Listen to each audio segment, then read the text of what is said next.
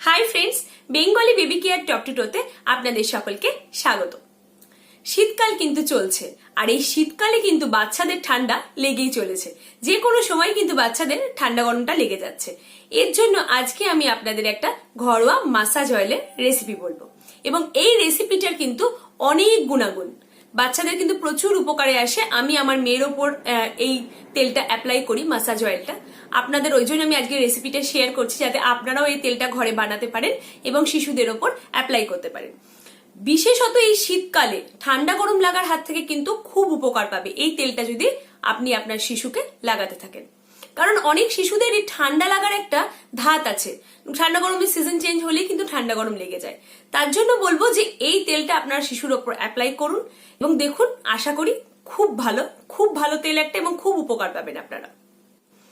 যদি আপনার শিশুর ঠান্ডা লেগে যায়, বুকে গলায় কফ বসে যায়, কাশি হচ্ছে, সর্দি হচ্ছে, অলরেডি যদি ঠান্ডা লেগে গিয়ে থাকে, তাহলে কিন্তু এই তেলটা যদি মাসাজ করেন, খুব তাড়াতাড়ি কিন্তু সেটা থেকে আপনার শিশু রিকভারি করবে, ঠান্ডা গরমটা খুব তাড়াতাড়ি কেটে যাবে। আর যদি আপনার শিশুর ঠান্ডা গরম না লেগে থাকে, এই ঠান্ডা গরম লাগার হাত থেকে কিন্তু এই তেলটা আপনাকে প্রোটেকশন দেবে।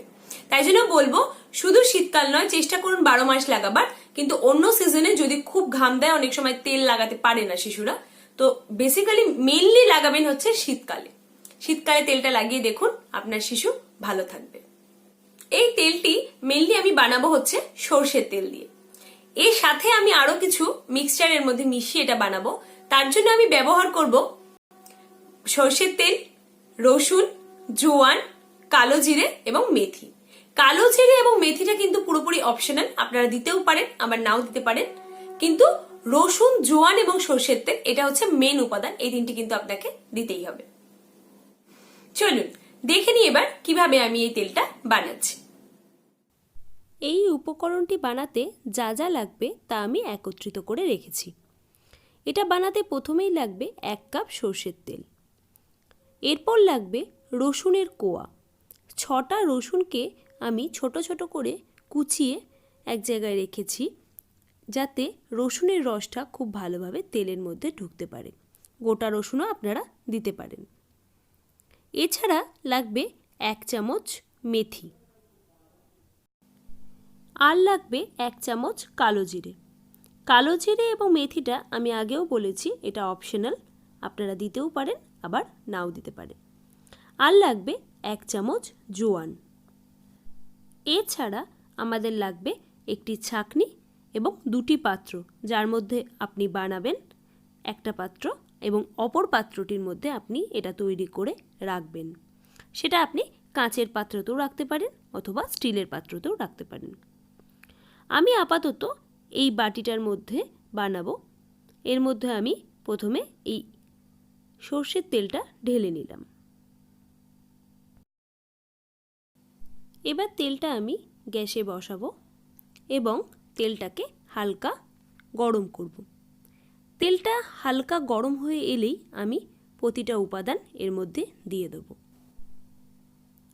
তেলটা গরম হয়ে গেছে, এবার আমি একে একে প্রতিটা উপাদান এই তেলের মধ্যে দিয়ে দেব। প্রথমেই আমি রসুনটা দেব, এবং রসুনটা লাল করে এর মধ্যে ভাজা হবে। এরপর মেথি, কালো জিরে এবং জোয়ান একে একে দিয়ে দেব। প্রতিটা উপাদানই এর মধ্যে খুব ভালোভাবে গরম তেলে ভাজা হবে।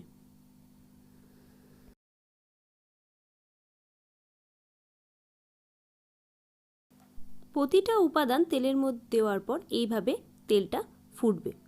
চামচে করে শুধু দেখে নেবেন যাতে রসুনগুলো কালো না হয়ে যায়।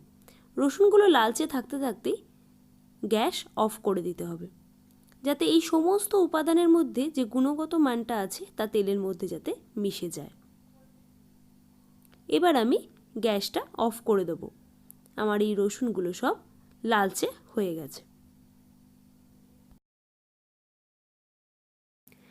এবার আমি ছাঁকনির মাধ্যমে এই তেলটা ছেঁকে নেব। আপনারা গরম অবস্থাতেও ছাঁকতে পারেন অথবা তেলটাকে ঠান্ডা করে নিয়েও ছাঁকতে পারেন। আমি তেলটাকে ছেঁকে নিয়ে একটা স্টিলের পাত্রের মধ্যে রেখেছি। তেলটা ঠান্ডা হলে আমি একটা কাঁচের জারে তেলটা ঢেলে রাখব। এই তেলটা আমি 1 মাস পর্যন্ত ব্যবহার করতে পারি। শুধু একটা কথা মনে রাখবেন, এই তেলটা লাগানোর পর শিশুদের স্নান করাতে নিয়ে যাবেন না। এটা কিন্তু স্নানের আগে ব্যবহারের তেল নয়। এটা শুধুমাত্র ব্যবহার করুন রাতের বেলা। এবার জেনে নিন এই তেলটা ব্যবহারের নিয়ম এবং পদ্ধতি। এই তেলটা আপনি একসাথে অনেকটা বানিয়ে রাখবেন না, এই তেলটা অল্প অল্প করে বানাবেন। যদি আজকে আপনি এই তেলটা বানান, সেটা মোটামুটি 1 সপ্তাহ থেকে 2 সপ্তাহ মতো ব্যবহার করার মতোই বাড়িয়ে কন্টেনারে রাখবেন, কারণ অনেকটা বানিয়ে রাখলে এর গুণগত মানটা নষ্ট হয়ে যায়, যেহেতু অনেক কিছু দিয়ে বানানো হয় এটা। তো তার জন্য বলবো 1 থেকে 2 সপ্তাহ অন্তর অন্তর কিন্তু আপনি পুনরায় তেলটা বানান এবং স্টোর করে রাখুন। এবং চেষ্টা করুন এই তেলটা যার মধ্যে স্টোর করে রাখতে সেটা খুব পরিষ্কার পরিচ্ছন্ন একটা পাত্র এবং এয়ারটাইট যাতে হয়। যদি কাঁচের হয় খুব ভালো, এয়ারটাইট হলে কি হয়, এর যে গুণগত মানগুলো সেগুলো অনেকক্ষণ থাকে এর মধ্যে। তো তার জন্য বলবো 1 থেকে 2 সপ্তাহের মধ্যে এই তেলটা পুনরায় আপনারা বানান। এই তেলটা লাগানোর সময় খেয়াল রাখবেন, এটা কিন্তু কোনো খোলা জায়গায় শিশুকে লাগানো যাবে না। সবসময় দরজা জানলা বন্ধ করে লাগাতে হবে, যাতে বাইরের হাওয়া কিন্তু শিশুর গায়ে যাতে লেগে না যায়। তাহলে কিন্তু শিশু আরো ক্ষতিকারক হয়ে যাবে ব্যাপারটা, কারণ আরো ঠান্ডা লেগে যাবে শিশুর। তো এটা একদম বদ্ধ ঘরে লাগাতে হবে, দরজা জানলা বন্ধ করে। এবং শিশুকে তেলটা লাগানোর পরেই কিন্তু সঙ্গে সঙ্গে জামা কাপড় পরিয়ে দিতে হবে। চেষ্টা করবেন এই তেলটা লাগানোর সময় আলাদা আলাদা ভাবে পার্টে পার্টে তেলটা লাগাতে। যখন আপার পোর্শনে তেল লাগাচ্ছেন তখন আপার পোর্শনটাই শুধু খুলুন, লোয়ার পোর্শনে প্যান্ট পরিয়ে রাখুন শিশু। আবার যখন লোয়ার পোর্শন তেল লাগাচ্ছেন তখন আপার পোর্শনে জামা পরিয়ে দিন, এবং তখন লোয়ার পোর্শন যখন লাগাবেন লোয়ার পোর্শনটাই তেল লাগান। তো পার্টে পার্টে লাগান, তাহলে দেখবেন শিশুর ঠান্ডা লেগে যাবে না। সবসময় চেষ্টা করুন জামা কাপড়ে কভার রাখতে তেলটা লাগানোর পর, শিশুর শরীর গরম থাকবে। এটার জন্য আমার মনে হয় বেস্ট সময় হচ্ছে শিশু যখন শুতে যাবে তার আগে যদি আপনি তেলটা লাগান, কারণ শুতে যাওয়ার সময় আমরা জামা কাপড়ে ওকে টাইট করে আটকে দিই শিশুদের।